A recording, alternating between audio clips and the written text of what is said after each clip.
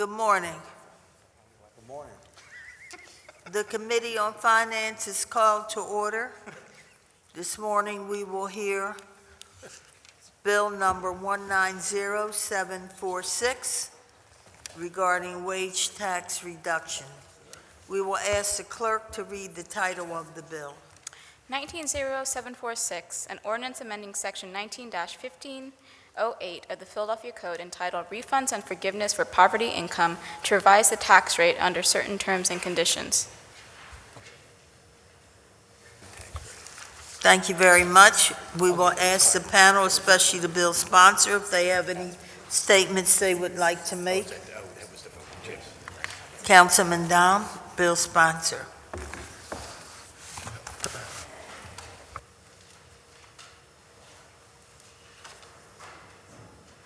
While he's preparing to speak, we will ask our first panelist, Rob DeBoe, Finance Director, to come forward. He'll testify first. Thank you. All right, Councilman Dom will make his statement as being that he is the sponsor of this bill.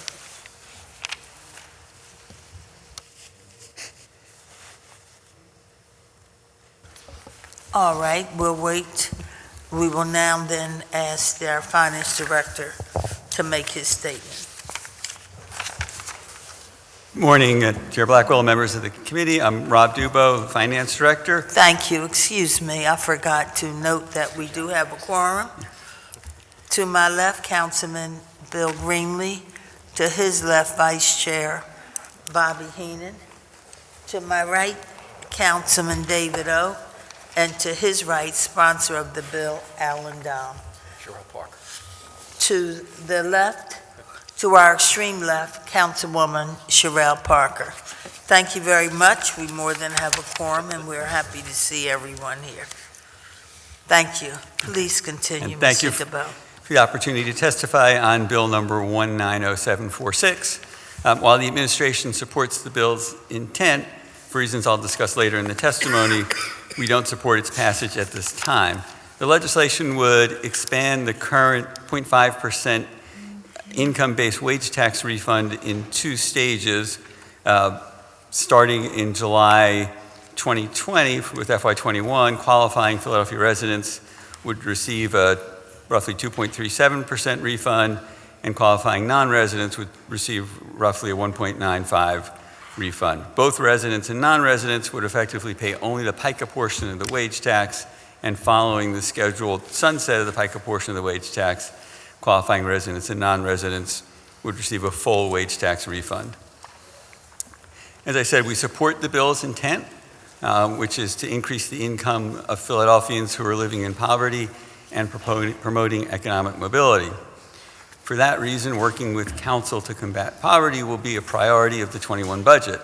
We'd like to spend more time working with the bill sponsor and other members of council to shape an approach that is targeted to residents living at or near poverty and that does not include non-residents or individuals who may pay limited wage tax but have other sources of income and are not in poverty. We're concerned the inclusion of commuters diverts funds that could be used to aid Philadelphians and allocates finite city resources to provide tax relief to people who don't live in the city. Research and experience in other cities has shown that increasing incomes of people in poverty when coupled with earned income tax credit is among the most impactful levers at scale to move individuals and families out of poverty. The administration believes an approach that provides refunds more closely aligned with EITC could generate the intended results, further incentivize EITC uptake, and use scarce municipal resources with efficiency and efficacy. It's currently drafted. The bill's refund expands an existing Department of Revenue program, and the increased benefit would likely increase utilization of refunds. Roughly 2,000 refunds are issued annually through the existing program. Analysis from revenue suggests that based on 2016 data, roughly 51,000 wage taxpayers, including commuters, would be eligible for up to about $25 million in annual refunds following adoption of the legislation. At this level, the benefits would average about $40 per month for taxpayers, which would obviously be a help, but not enough to lift people out of poverty. Revenue also anticipates needing to hire a couple of employees to process refunds. The rebate program requires individuals to file a completed Pennsylvania form confirming their income eligibility. The threshold is determined by the state, meaning not all taxpayers in need would be eligible for a refund, while including those with high incomes from pensions and other sources not taxable at the Commonwealth. Linking access to assistance to the PA program could also leave out individuals who don't file the form or file it incorrectly. In addition, the existing rebate system is complicated to administer and would grow even more so if uptake were to grow following this legislation. Employers file tax returns on behalf of their employees, serving as their agents for the wage tax. That means that employers must retrieve the information that is needed to process an employee's refund, and then the data has to be verified by revenue. It's also challenging for revenue to aggregate paperwork for individuals who have multiple jobs. In the city's inclusive growth strategy, released in early 2019, the administration called for state action to give Philadelphia the flexibility to have more progressive, efficient, and competitive tax structure. The Commonwealth Uniformity Clause prevents Philadelphia from enacting a more progressive tax structure that would meet the intent of this bill to lower wage tax contributions for low-income earners in poverty. We look forward to working with Council to develop an approach to raise income focused on impoverished Philadelphians that is accessible and maximizes the impact of the funds we use. Concludes my testimony, and I'm available to answer any questions you may have. Thank you very much. We note that Councilwoman Cindy Bass is also here. Before Blondell. Councilwoman Blondell Reynolds Brown is here as well. So we thank the committee for being present, and now we want to call on Councilman Alan Dom, sponsor of the bill, for his statement. Thank you, Madam Chair, and thanks for your testimony, Rob. As elected officials, we are charged with providing essential services and creating policies that improve and benefit the quality of life for all Philadelphians. And in many cases where we have made gains as a result of our legislative actions, whether it's tackling the opioid crisis, providing affordable housing, or improving education, we are faced with a barrier that we have yet to truly overcome. And that barrier is poverty. It's been clinging to our city for decades, and it can no longer be acceptable for a quarter of our population to live in poverty. Furthermore, as elected officials, we can no longer tolerate being the largest, poorest city in the country. Many of us have made great strides at providing programs that offer opportunities for individuals and families to improve their financial health. Many of these opportunities have created pathways to sustainable, good-paying jobs. But we are here today to discuss an opportunity that would provide assistance to those living in poverty. The legislation I introduced, Bill number 190746, would provide a wage tax refund to almost 60,000 low-income Philadelphia households. It would amend the city's current reimbursement amount of 0.5%. We currently have a program where we reimburse 0.5%. This just increases that program to 2.36%, which is the city's portion of the wage tax. The impact: this would allow a family of 4 earning an income of $34,250 to receive about $810 a year. A family of 4, $34,250, $810 a year. By 2024, if the PICA portion of the wage tax is removed, that reimbursement rate would be increased, allowing that same family of 4 to be reimbursed more than $1,300. I want to make it really clear, this is not a new program. It is simply expanding the current program administered by the city's revenue department, allowing low-income individuals and families to receive an almost full refund on the amount they paid the city in wage taxes. The facts are that Philadelphia taxes its poorest population at the highest rate of the top 50 cities in the country at 18%, larger than any other large city across the country, more. We shouldn't be filling the city's coffers on the back of people earning poverty wages. We should be putting their hard-earned money back into their pockets to help them thrive. This program is similar to the federal earned income tax credit. As most in this legislative body know, we all have been a tireless advocate for making sure that everyone who qualifies for the EITC applies for it. Unfortunately, due to the state's uniformity clause, it's illegal for Philadelphia to create an exact local copy of the EITC program. We started conversations with the Revenue Department in March, and it has been understood that we must rely on the state's verification process. This would alleviate some of the work on the city's end.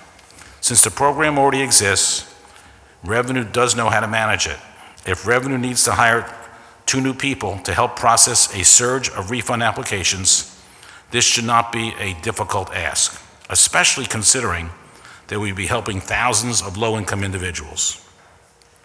Additionally, the city's processing method is less strenuous because those applying would already receive the state's refund, and the state would have already verified that the taxpayer falls within the guidelines.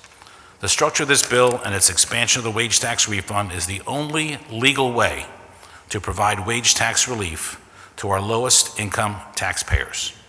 And just because our tools might be dulled by uniformity, doesn't mean we shouldn't use them to help those who need relief the most. The administrative burden to expand the program is extremely minor and well worth it to put more money directly into the hands of lower income workers. Additionally, the city has the ability to cover the cost to provide these refunds. It has already shown it has the will to increase its budget, which in the last 4 years went up $855 million, and tax revenues have increased dramatically with the thriving economy, and they have outpaced projections annually. We need to extend this success to the neighborhoods that need it most. Understandably, this is just one step that our city must take to help people in need. Safe neighborhoods, quality schools, fighting the infestation of drugs, and creating good-paying jobs will all have to be addressed to move the city forward.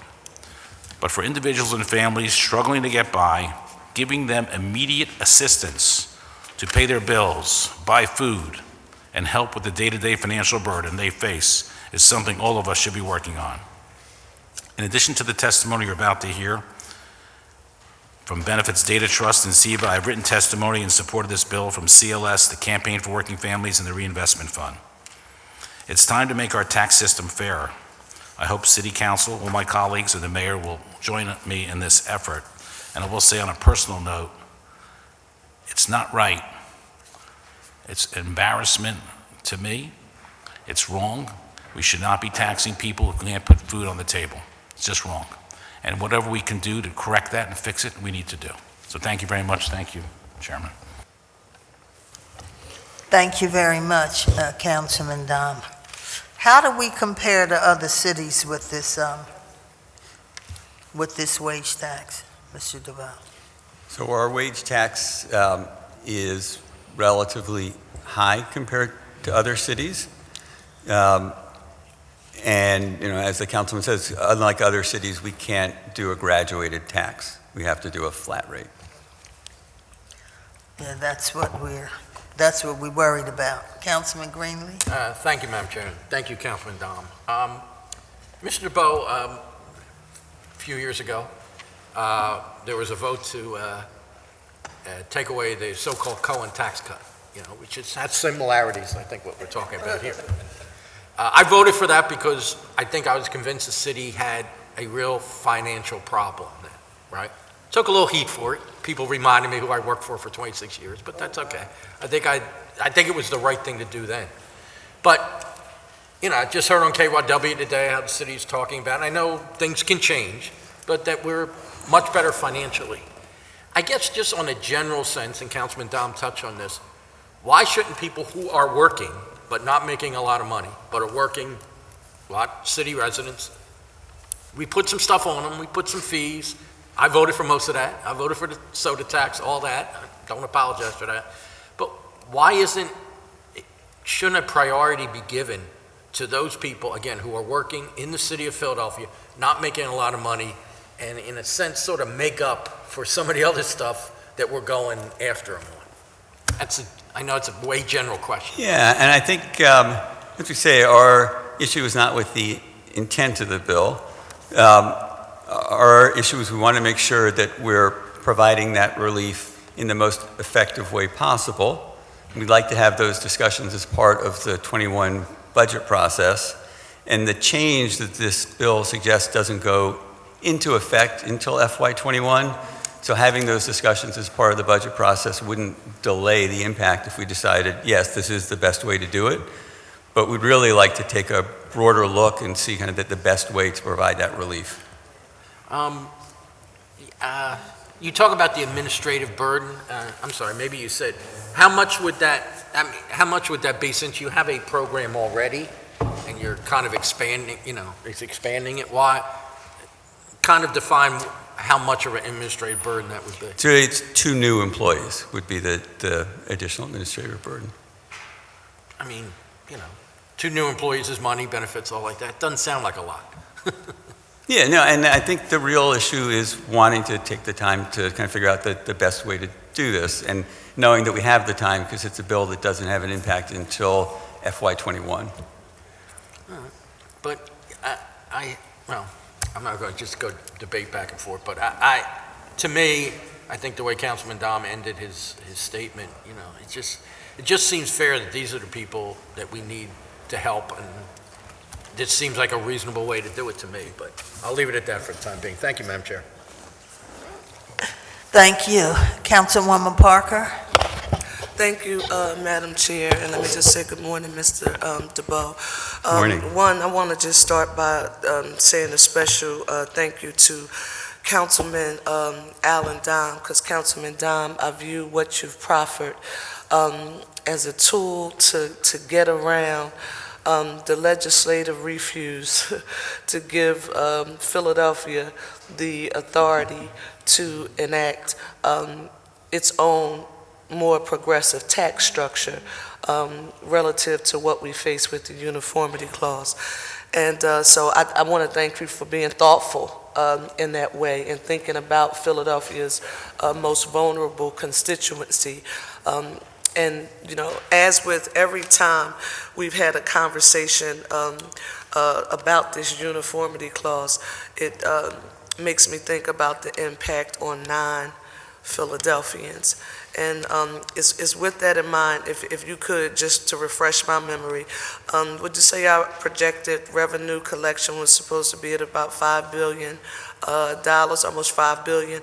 What percentage of that $5 billion would you say the wage tax represents? So the wage tax, combining the PICA portion and the city portion, is about $2 billion. So it's a big portion of it. So repeat that for us, if About you will. $2 billion. About $2 billion. So it's almost 45% of that Right. number.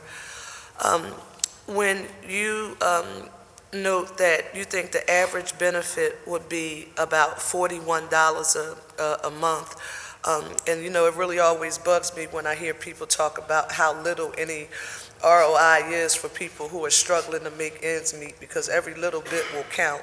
But is there a difference? And some news outlets have even said that it would be as much as $800 a year, like for a family. Is there a difference in what that amount would be for Philadelphia residents versus non-residents, or again, it would be the same across the board? It'd be the same across the board, and the amount that you get depends on how many family members you have. Great. Let me also ask, did you say about $25 million? That's the economic impact you think this would have? Or was that in your testimony, or have I just heard it amongst the noise? Yeah, I don't think that was relative? in my testimony. So when you think about the annual impact to the city's revenue, what number would you apply to that? Oh, so I would think the highest amount would be about $25 million. Oh, okay, all right. Annual impact to the city's revenue. Okay. All right. So let me just see, if registering for the program does somehow fall on the wage earner, you kept talking about implementation challenges because they already have to contend with applying to other programs like LIHEAP and SNAP. Like, how would all of that work, especially when in your testimony you make reference to that state form. And I hate the bureaucracy associated with people having to, know what the number of the forms are and just how to get there to even receive the benefit. So what do you think about that? So it's a separate application.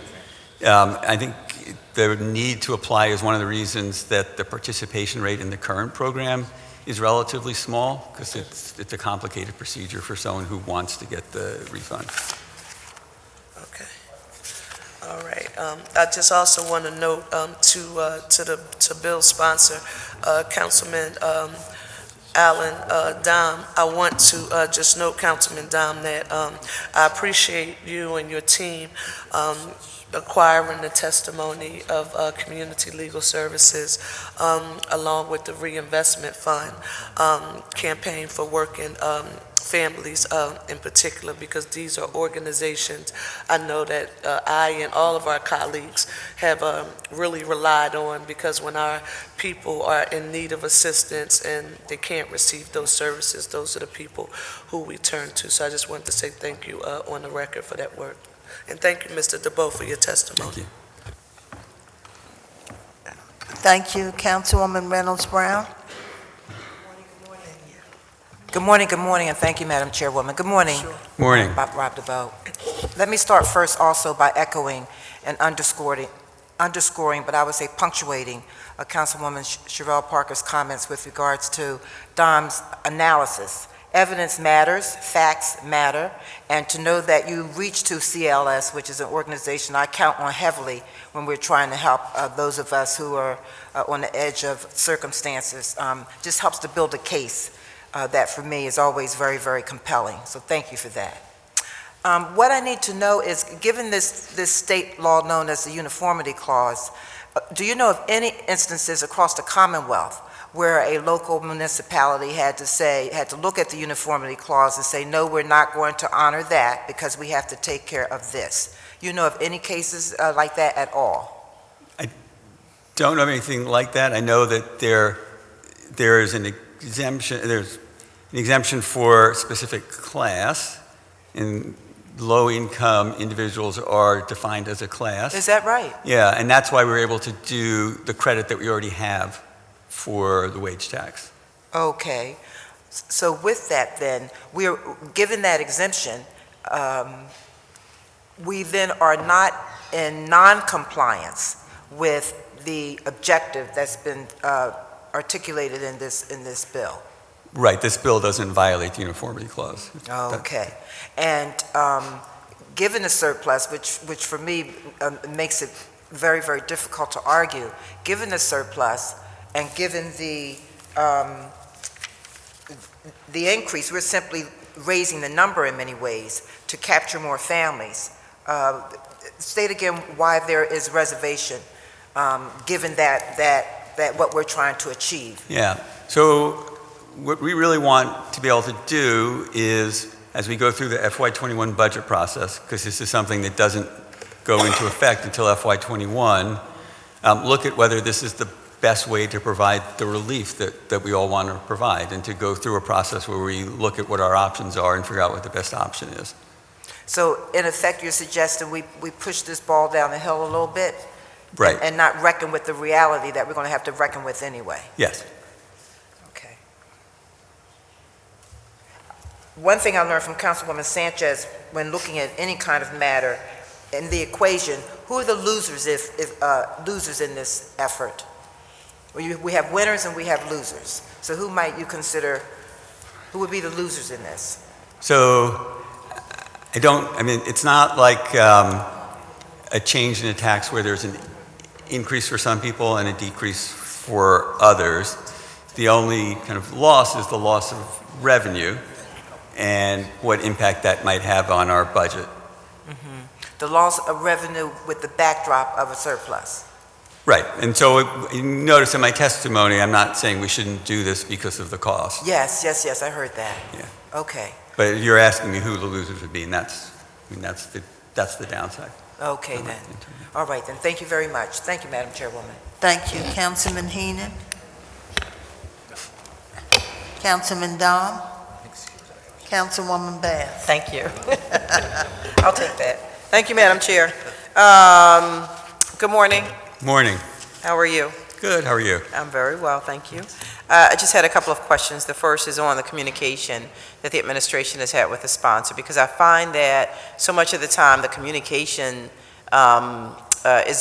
communication is a part of the issue as to why we can't resolve so many of the things that, in my mind, could so easily be resolved. And so I noticed earlier in your testimony, you said that you just needed to sit down with the sponsor and work out some details. And to my understanding, you have had some conversations with the sponsor.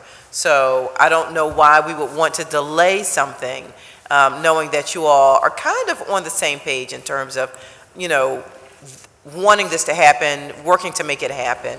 But it almost sounds like it's just a matter of time and amount in the administration's eyes. And so I don't understand, what the communication has been and why we haven't been able to be more effective to try to make this work on the administration's behalf. And it's really a matter of figuring out what the best relief is. May be this bill, may not be this bill. But again, it's something that doesn't take effect until FY21. So it seems like something that could be part of a larger budget discussion when we're talking about things that happen in 21. But if we're having the conversations now and knowing that our budget has been, that we've had significant surpluses in the last few years, isn't that something that we can have that conversation now and take all of that into account to have a dialogue so that we can get something done now? We don't have to wait, even though it doesn't come into effect until 2021. Right, and we had discussions over, as recently as yesterday, about things to do in the current year, right? Mm-hmm. Because that's where we are. But when we look at 21, right, there'll be a whole series of things we're looking at.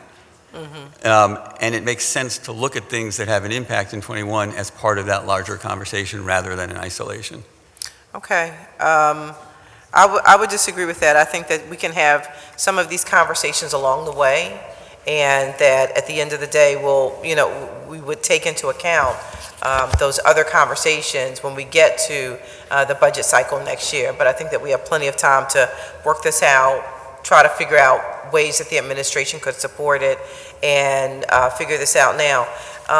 One of my concerns is that it seems like when it comes to low-income folks, poor folks, we always want to say that, oh, it's not going to make a difference. Oh, they don't need that money. And even here in your testimony, it says that it's about $41 per month, which is not likely enough to lift people out of poverty.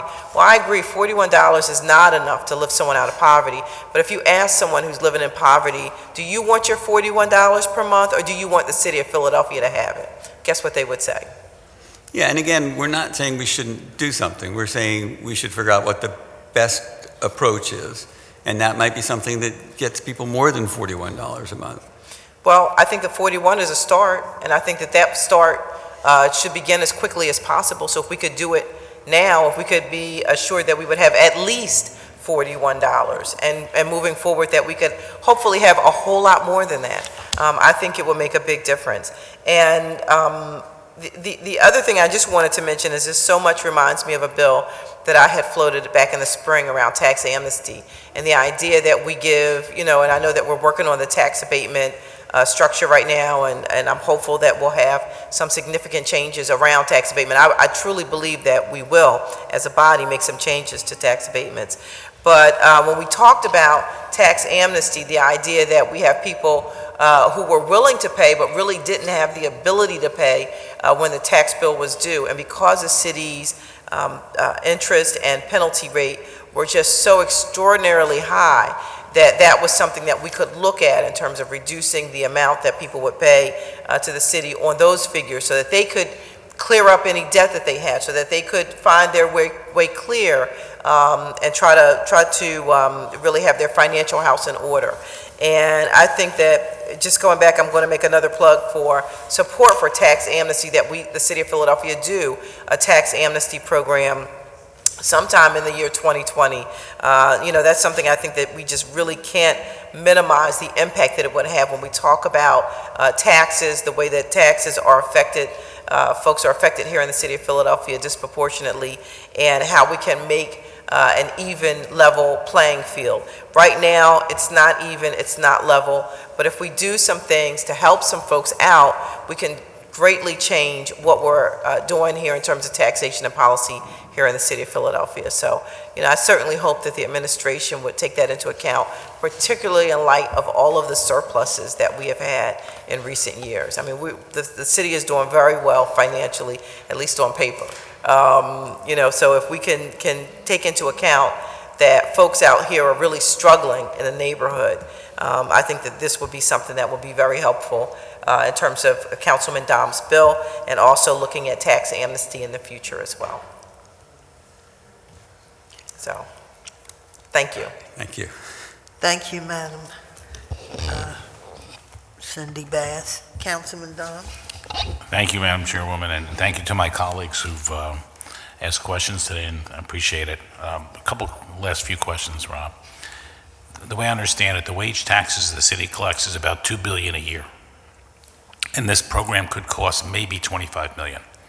So we're looking at a program that costs, if I do the math correctly, just over 1% of the total wage tax collection. That sounds about right. Okay. And then the other question, in the 5-year plan for the city, what is the projected growth of wage tax collection, just in the growth? Is it in the 80 to 85 million per year range? I'll tell you in a second.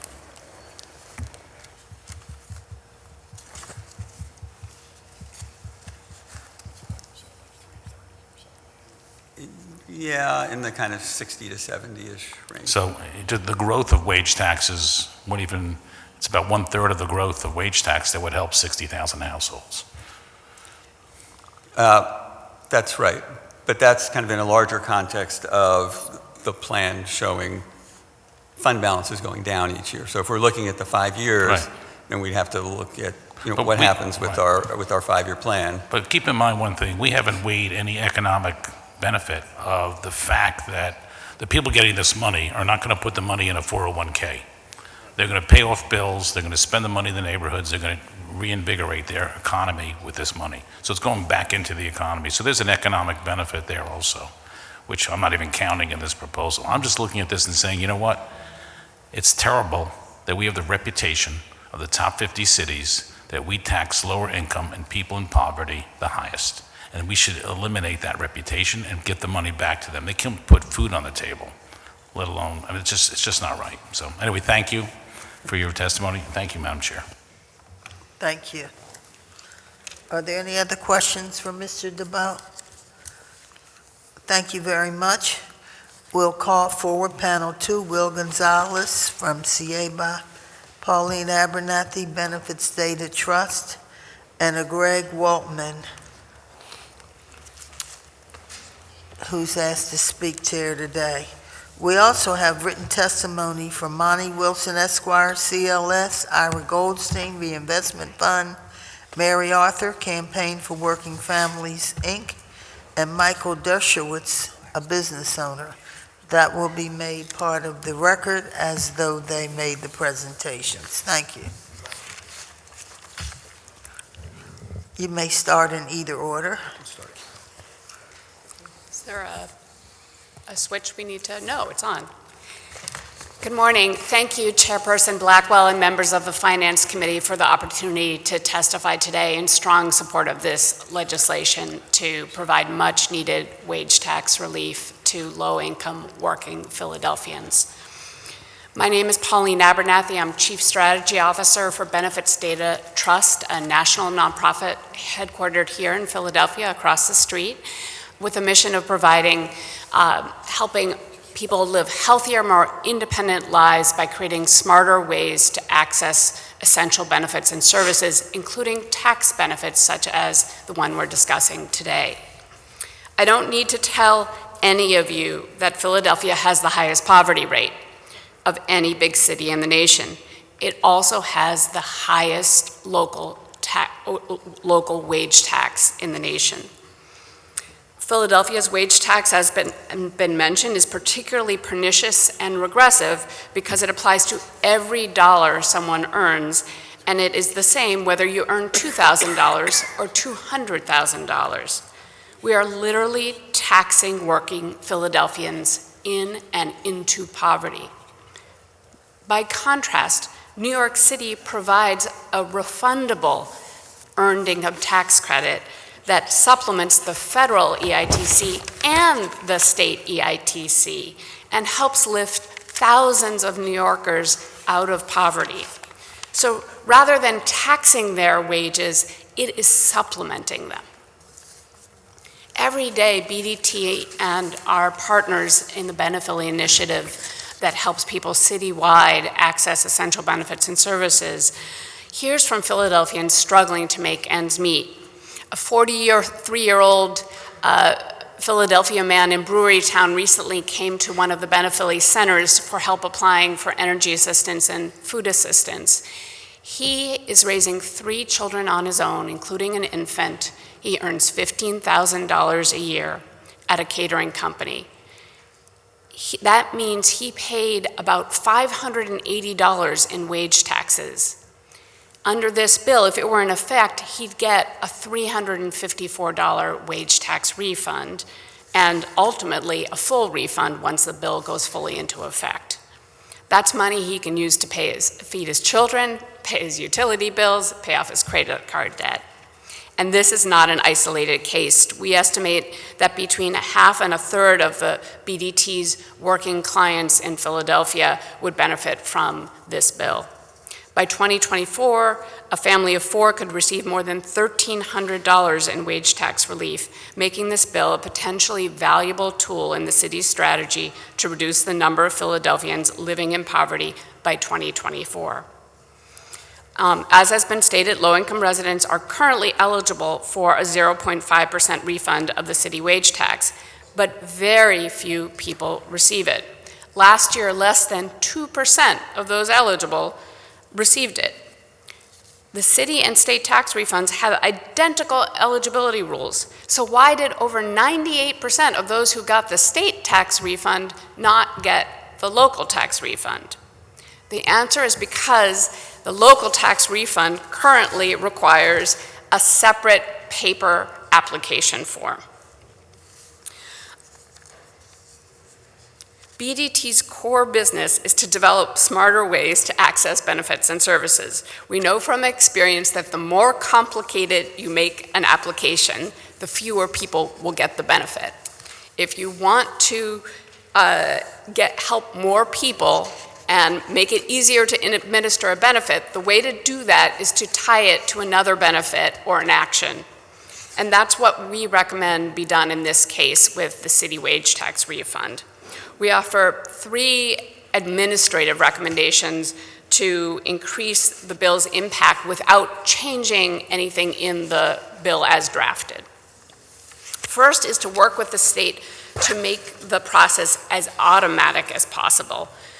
Taxpayers should not have to fill out a separate application for the local wage tax refund if Philadelphians receiving the state special tax refund are all eligible for the city refund. The state could simply issue local refunds when a resident claims the state's special tax refund. The city would then reimburse the state for the total amount of the local refunds. This is essentially how New York City administers its EITC, how the EITC is administered in New York City. The state administers it, and it is by far the simplest solution. The state of Pennsylvania administers the local sales tax here as well. So this precedent is here in Pennsylvania as well as in New York State. Alternatively, the city could obtain a list from the state of all Philadelphian residents who qualified for the state's special tax refund and automatically issue tax refunds to them. Under either approach, automating the process would both increase the poverty-fighting impact of the tax refund and reduce the administrative burden on taxpayers and the Department of Revenue. Second, short of the state administering the local wage tax refund, which is by far the best solution, there are low-cost opportunities for the city to greatly simplify the local refund application. CLS and their written testimony made that point as well. This is a complicated application and really isn't necessary. Currently, the city tax form asks people to report their wages in 6-month increments, January to June and July to December. This is burdensome and would not be necessary if the city applied a single tax rate for the entire calendar year. In addition, there is no need for filers to have to attach a paper copy of their state tax form and their W-2s because the City Department of Revenue is already checking with the state to confirm the taxpayer qualified for the state's special tax refund before issuing a local tax refund. Lastly, this form should be available for submission online and on a mobile device. Finally, the city can do much more to get the word out about the local wage tax refund.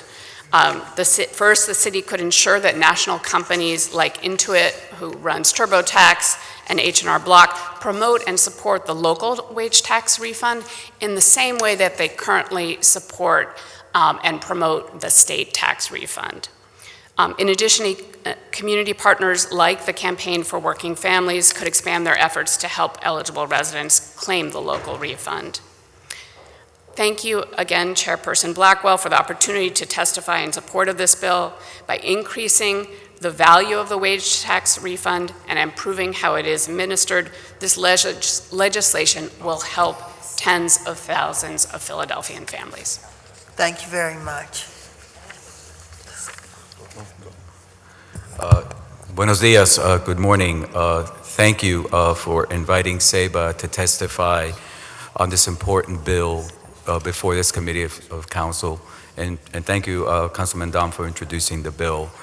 Seba supports allowing more than 60,000 Philadelphia households. Thank you. To Please be give us your name Oh, I'm first. sorry. My name is Will Gonzalez. I'm the executive director of Seba. Thank you. Seba supports allowing more than 60,000 Philadelphians to be reimbursed when they pay the city wage taxes. This bill is important to Latinos, the poorest ethnic group in the nation's poorest big city, because it does more than establish a local earned income tax credit. This bill is a powerful tool to help our children. A local EITC will magnify the federal EITC's well-documented long-term positive effects on children.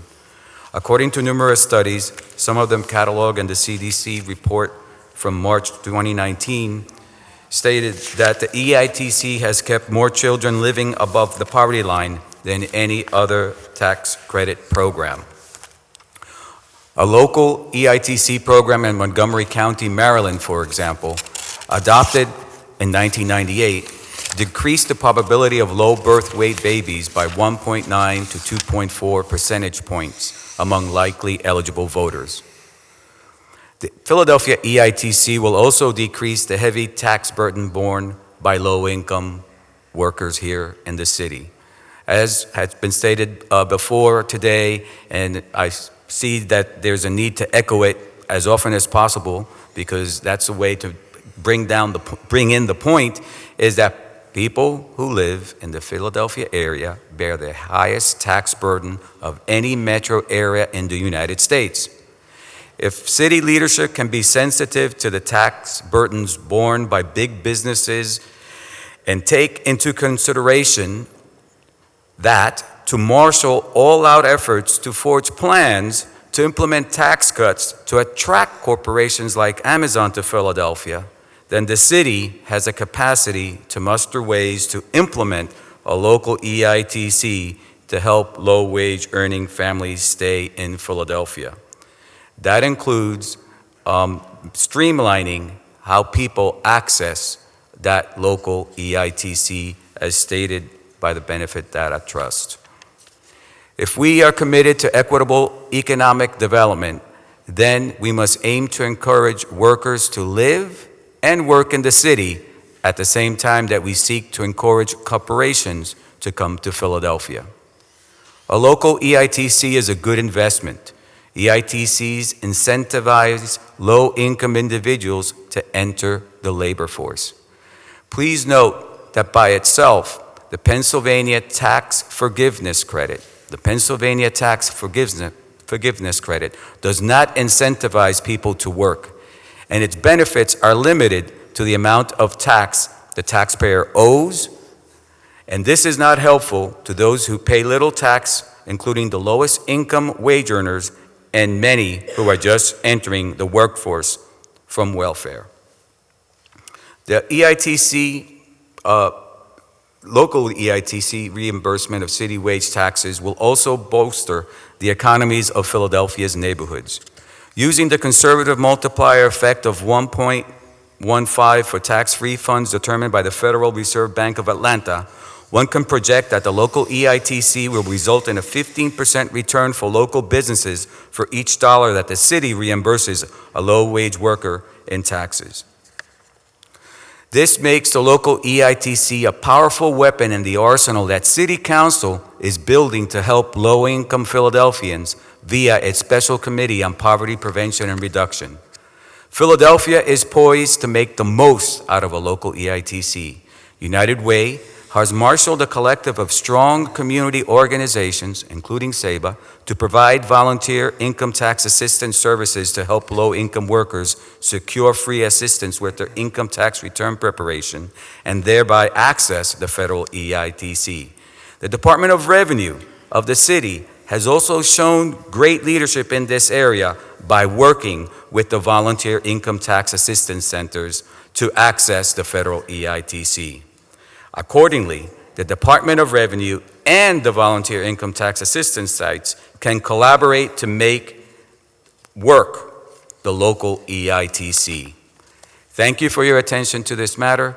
We welcome the opportunity to provide you with additional information about the importance of putting into place a local EITC in Philadelphia. Thank you very much. Thank you. Council, General Counsel, my name is Greg Waltman, representing Clean Energy Company, G1 Quantum.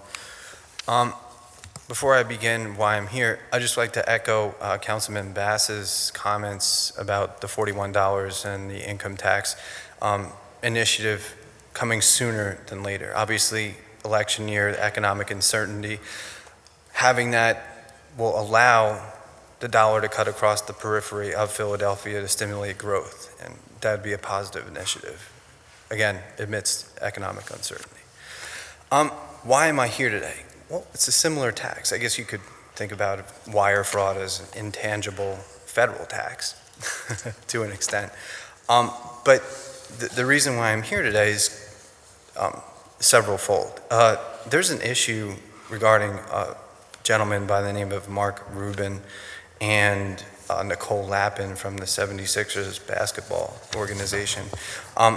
There's an ongoing issue where once previously Nicole Lappin was a reporter. I flagged shadow banking and insider trading fraud several years ago, and this matter has been kind of progressing, going on and on a type of issue where they're allocating resources to California-based social media to exploit different types of big data value wire fraud. And you know, I just want to bring it to your attention so that the council could possibly address it in the proper context. I mean, it has dissipated to an extent, but there seems to be a blurred line between issues like that I've just described to you, which I will follow up with you in email, reaching finality and continuing on, like I said, in this blurred line of value, social media, and allocating resources to execute wire dragnets and for pretty malicious means. So, you know, on that note, I thank you for the council's time, and I appreciate you addressing that issue. Thanks. Thank you very much. Councilman Dom. Thank you, Madam Chair. I just want to thank the panel for being here today and testifying, and information is very valuable. I also want to thank all the written testimony we received from all the other organizations. So thank you very much for your support, and we really appreciate it. Thank you. Thank you. Thank you. We thank those also who submitted written testimony and for submitting that for this important issue. Are there any other comments or questions? Is there anyone else here who would like to testify? Seeing none, this will conclude our part of the hearing, and we will enter stated meeting. The chair now recognizes Councilman Heenan for a motion on Bill number 190746. Thank you, Madam Chair. I move that Bill number 190746 be reported from this committee with a favorable recommendation. And further move that the rules of council be suspended as to permit the first reading of this bill in our next session of City Council. Second. It has been moved and properly seconded that Bill number 190746 be reported from this committee with a favorable recommendation, and further move that the rules of council be suspended to permit first reading of this bill at the next session of council. All those in favor of the motion will signify by saying aye. Aye. Opposed? The ayes have it. The motion carries, and Bill number 190746 will be reported from this committee with a favorable recommendation and a request that the rules of council be suspended so as to permit first reading at our next session of council. Let me thank all members of the Finance Committee, all of you who are here to testify, and this meeting is adjourned. Good job, Al. Got to send it. Thank you. That's certain. Yeah, hey, Bill, I heard you. Could they spare the sloppy paper? Well, she's recycling. She's being environmentally friendly. Well, I didn't intend to do that, it's just that